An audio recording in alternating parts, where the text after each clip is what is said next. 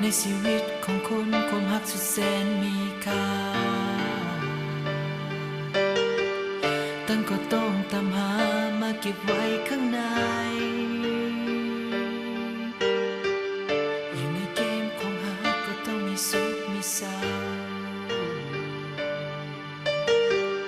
มีความรักความเงียบเหงาเป็นสิ่งธรรมดาคิดว่าคงจะดี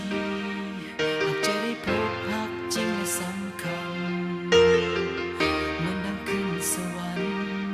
เมื่อหากที่พบก็ไม่วันจะห่างไกลจะเก็บไว้ผู้เดียวขอบฟ้าที่ไกลแสนไกลหักแท้เจ้าอยู่หนใดเปี่ยวเหงาข้ายเดียวดา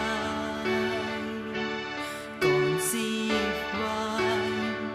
คงได้พบเจ้า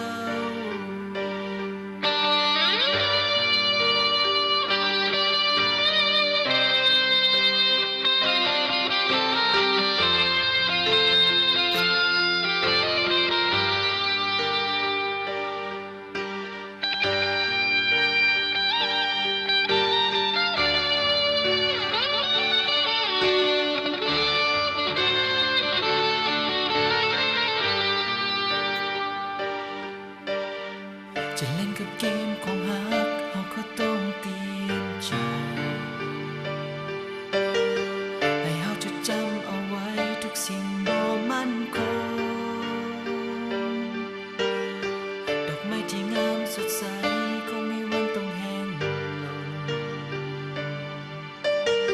ความรักมีทุกแห่งหนทุกๆคนต้องพบเจอ